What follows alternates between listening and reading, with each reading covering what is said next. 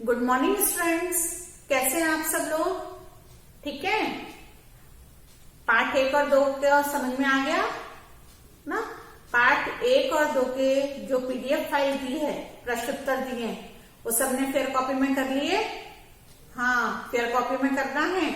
जिस दिन स्कूल खुलेंगे फेयर कॉपी लेकर आना है, यहाँ पे चेक होंगी। तो सब लोग जो भी पीडीएफ फाइल भेज रहे हैं उनको फेयर कॉपी में लिख लें प्रश्न उत्तर, है ना? हाँ, तो चलिए अब पार्ट 1 और 2 आप लोग का कंप्लीट हो गया है। अब अपन ले रहे हैं पार्ट 3, है ना? पार्ट 3 है आपका 2 बैलों की कथा।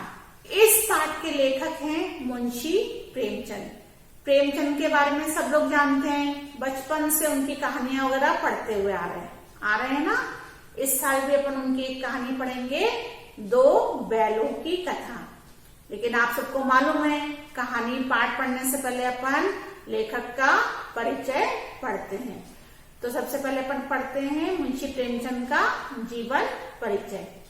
प्रेमचंद का जन्म 31 जुलाई सन 1880 ईस्वी में वाराणसी के जिले के लम्ही ग्राम में हुआ था। आपका वास्तविक नाम धनपत राय था। आप शिक्षा विभाग में अध्यापक व उप निरीक्षक रहे। गांधी जी के असहयोग आंदोलन से प्रभावित होकर आपने सरकारी नौकरी से त्यागपत्र दे दिया। आपने पहले उर्दू में लिखना प्रारंभ किया और बाद में आजीवन हिंदी में साहित्य सेवा की।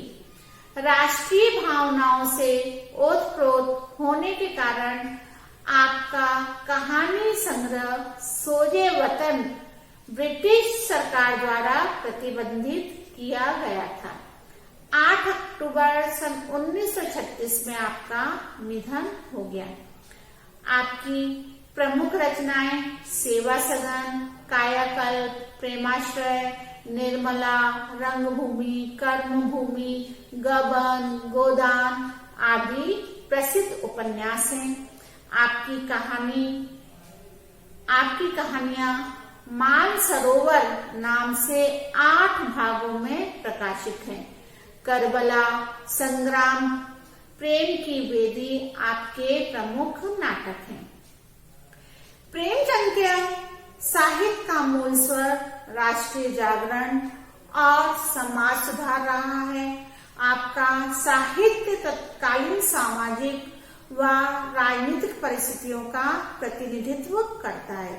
प्रेमचंद अपने युग के उन सिद्धहस्त कथाकारों में से थे जिन्होंने हिंदी को नवीन युग का आशा आकांक्षाओं के अनुरूप अभिव्यक्ति का सफल माध्यम बनाया। अब हम प्रस्तुत कहानी का केंद्रीय भाव पढ़ेंगे। प्रस्तुत कहानी में कथाकार ने मानवीय आचरण और अनुभूति को केवल मनुष्य केंद्रित नहीं माना है। वे मानते हैं कि ये विशेषताएं पशुओं में भी होती है। सामान्य मनुष्य की तरह पशुओं में भी हर्ष, उल्लास, सुख, दुख और अपने पराये का अनुभव होता है। हीरा और मोती नाम के 2 बैलों के भीतर जागृत होने वाले विभिन्न भावों को कथा रूप में ढालते हुए कथाकार ने मनुष्य और पशु के बीच संवेदना संवाद स्थापित किया है। वह जीवन मूल्यों के विस्तार का प्रयत्न तो करता ही है, जीवन मूल्यों को करुणा भी अपने में समेटे हुए है। पशुओं के साथ मनुष्य द्वारा किया जाने वाला आत्मीय व्यवहार जहाँ इस कहानी में भारतीय ग्रामीण जन की करुणा का विस्तार को व्यक्त करता है, वहीं उनके साथ किया जाने वाला दुर्व्यवहार, क्रूरता एवं मनुष्य के व्यवसायगत उपयोगितावादी दृष्टिकोण को भी प्रकट करता है। अब अपन कहानी शुरू करते हैं। कहानी है झुरी और उसके 2 बैलों। झुरी के पास 2 बैल होते हैं जिनका नाम होता है हीरा और मोती। दोनों बैल अपने आप में ही मस्त रहते हैं, दोनों एक साथ ही काम करते हैं। झूरी भी उनसे बहुत ज्यादा प्रेम करता है। जो भी कार्य करते हैं हीरा और मोती साथ साथ करते थे। जब भी खेतों में जाना रहता था, हल वगैरह चलाना रहता था, हमेशा झूरी हीरा और मोती को ही अपने साथ ले जाता था। अब वो रहते हैं जो अपन जैसे कहते हैं कि घर में कोई भी इंसान आता है उससे स्वतः ही प्रेम हो जाता है, वैसे ही हीरा और मोती के साथ भी था कि झूरी उन्हें अपने बच्चों से भी ज्यादा प्रेम करता था। ऐसे वो दिन गुजरते गए। अब हीरा और मोती जो थे वो भी साथ साथ रहते थे, तो उन दोनों में भी आपस में क्या हो गया था, स्नेह हो गया था। अब वो लोग बोल तो सकते नहीं थे, लेकिन सींग से सींग मिलाकर एक दूसरे को चाट कर वो अपना प्रेम प्रदर्शित करते थे, अपनी परेशानियों को और प्रदर्शित करते थे, अपना प्रेम प्रदर्शित करते थे। किस बात से वो खुश हैं, किस बात से नाराज है, वो अपनी क्रियाओं के द्वारा ही एक दूसरे को बता देते थे। कुछ समय पश्चात ये होता है कि झूरी की पत्नी का जो भाई होता है गया, उसको किसी कारण से बैलों की आवश्यकता होती है, तो वो झूरी के पास आता है। तो झूरी उन बैलों को, हीरा और मोती को कुछ समय के लिए अपने साले को दे देता है। अब ये बात केवल झूरी, उसकी पत्नी और गया को ही मालूम रहती है कि वो बैलों को कुछ समय के लिए अपने साले को दे रहा है। लेकिन जब वो गया दोनों बैलों को अपने साथ गांव ले जाता रहता है, तो हीरा और मोती के मन में कई विचार उत्पन्न होते हैं। वो सोचते हैं कि हमारे मालिक ने शायद हमें किसी दूसरे से बेच दिया। अब उनका एक दूसरे की आंखों में आंखें डाल के वो कहते हैं कि हमसे अगर कोई वो गलती हो गई तो हमको माफ कर देते, हमको बताते, भले ही हमसे ज्यादा काम करवाते, लेकिन हमको उन्होंने बेचा क्यों। यही सब सोचते सोचते वो गया के गांव में पहुंच जाते हैं। अब क्या रहता है कि गया जब उनसे काम करवाने के लिए होता है तो वो लोग काम नहीं करते हैं। अगर वो हाँकता है तो वो अड़ जाते हैं, आगे नहीं बढ़ते हैं, बहुत मारता है, फिर वो धीरे धीरे चलते हैं। जो भी काम होता है ये कि ना उनके मन में बस यही एक दुख रहता है कि उनके मालिक झूरी ने उनको क्यों बेचा। जैसे जैसे वो क्या करते हैं, एक दिन क्या होता है कि वो भागकर वापस झूरी के पास आ जाते हैं। अब वापस झूरी के पास आ जाते हैं तो झूरी को भी जब वो चले जाते तो अच्छा नहीं लगता, तो जैसे ही वो आते हैं तो वो उनको गले से लगा लेता है और वो उनको खूब वो करता है, प्यार करता है।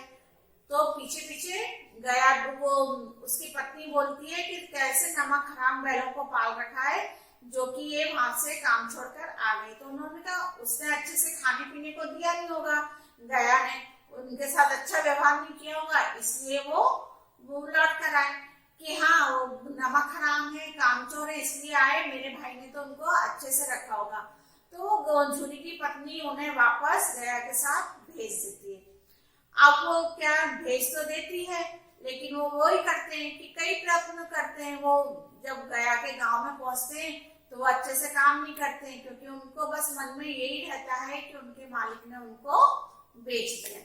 अब वो जब क्या रहता है, कई बार वो हल के साथ भागने की कोशिश करते हैं, लेकिन नाकाम हो जाते हैं, क्योंकि गया फिर उनको पकड़ लेता है। एक बार वो दोनों एक दूसरे की रस्सियां मुंह से काटते हैं, लेकिन रस्सी भी बहुत मोटी रहती है जिससे कि वो आजाद नहीं हो पाते। तो कई दिन हो जाते हैं, यही सब भागने का वो कई बार प्रयास करते हैं, लेकिन उसमें वो सफल नहीं हो पाते। तो गया की एक छोटी बेटी रहती है जो कि उसकी अपनी रहती है, लेकिन जो गया की पत्नी थी वो उसकी सौतेली माँ थी। तो वो उस बच्ची पर बहुत अत्याचार करती थी, उसको खाने के लिए नहीं देती थी, उसको खूब डांटती थी, मारती थी। तो उस लड़की को और दोनों हीरा और मोती को ऐसा लगता था कि दोनों की परिस्थितियां एक जैसी हैं, क्योंकि गया की पत्नी भी उनको अच्छे से खाना नहीं देती थी, क्योंकि वो अच्छे से काम नहीं करते थे। तो वो कहती थी कि ना फालतू में इनको काम वो खाना देने से क्या है। तो वो जो थी लड़की अपने खाने में से 2-2 रोटी लाकर वो हीरा और मोती को खिला देती थी। अब एक दिन क्या होता है कि मौका पाकर लड़की हीरा और मोती की रस्सियों को खोल देती है। जब रस्सियों को खोल देती है और उनसे कहती है कि तुम लोग भाग जाओ, लेकिन 2 मिनट के लिए, क्योंकि वो रोजाना उनको खाना लाकर देती थी, रोटियां लाकर देती थी, तो वो हीरा और मोती को उस लड़की से स्नेह हो जाता है। वो सोचते कि अगर हम यहाँ से भागे तो मालकिन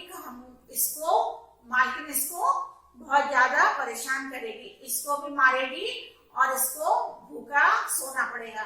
लेकिन लड़की के बार बार आग्रह करने पर वो वहां से भाग जाते हैं, है ना।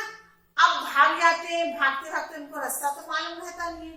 भागते भागते भागते भागते वो एक जगह पहुंचते हैं जहाँ पर रुकते। भागते भागते उनको क्या लगता है कि दूर से ऐसा लगता है कि हाँ शायद हम अपने गांव में आ गए, और वो आराम करने के लिए थोड़ी देर बैठ जाते हैं। तो वहां से क्या होता है, थोड़ी देर बैठने से कुछ लोग उनको पकड़कर ले जाते हैं। अब कुछ लोग पकड़कर ले जाते हैं और एक पिंजरे में एक रूम में बंद कर देते हैं।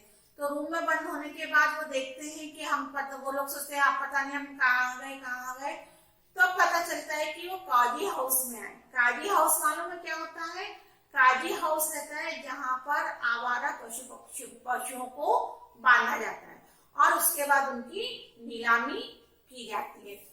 अब वहां पे जब वो उनकी आंख खुली और उन्होंने देखा कि हम तो पकड़े गए हैं और अब हमारी नीलामी होने वाली है, तो सुबह सुबह उनकी नीलामी होने लगती है। तो उनको एक आदमी उनके सामने आता है उनको खरीदने के लिए।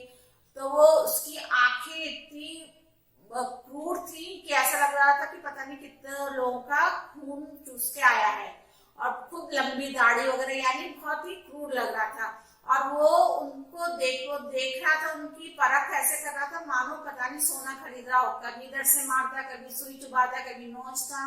तो कहते हैं अगर इस इंसान ने हमको खरीद लिया तो पता नहीं वो हमारे साथ कैसा व्यवहार करेगा। फिर जब वो उनको खरीद लेता है, उनको लेकर जाता है, तो फिर दोनों आपस में आंखों में इशारा करते हैं। दोनों बैल हीरा और मोती आंखों में इशारा करते हैं और मौका पाते ही वे फिर भाग निकलते और इस बार वो प्रण करते हैं कि हम कहीं नहीं रुकेंगे। भागते जाते कुछ समय पश्चात उनको अपनी जानी पहचानी जगह ऐसा लगता है कि हाँ हम अपनी जानी पहचानी जगह पर आ गए हैं। और जैसे ही वो अपने घर के सब देखते हैं तो झुरी उनको देखकर इतना प्रसन्न होता है, इतना खुश होता है कि वो उन दोनों को अपने गले से लगा लेता है। तो झुरी के भी आंखों में से आंसू बहते हैं और हीरा और मोती के भी आंखों में से आंसू बहने लगते हैं। तो इससे ये लगता है कि भले ही कोई भी इंसान हो या जानवर हो या पशु हो, जब हम उसे अपने घर में रखते हैं तो उनके प्रति स्वतः ही प्रेम हो जाता है और उनको भी हम अपने घर का सदस्य मानने लगते हैं। जैसे कि अब झूरी के घर पे जब दोनों हीरा मोती वापस आते हैं तो उनके घर तो दीपावली जैसा वो हो जाता है माहौल। सब लोग उनके लिए रोटी, कोई उनके लिए कुछ चीज लेकर आ रहा है, कोई घास लेकर आ रहा है, कोई चूड़ी लेकर आ रहा है और वो उनको प्यार से सजाते हुए उनको भोजन कराते हैं। तो झुरी और गई जो है उन दोनों को भोजन कराते हुए उनको सहलाता है, उनसे प्यार करता है और दोनों की ही आंखों में, तीनों की आंखों में से झरझर आंसू बहते हैं। तो यहाँ पे है कि पशुओं और मनुष्य के बीच में भी आपस में स्नेह प्रेम हो सकता है। अतः हमें पशुओं के साथ अच्छा व्यवहार करना चाहिए, उनको कभी भी परेशान नहीं करना चाहिए। इसके प्रश्न उत्तर आपको पीडीएफ के माध्यम से दिए जाएंगे। धन्यवाद।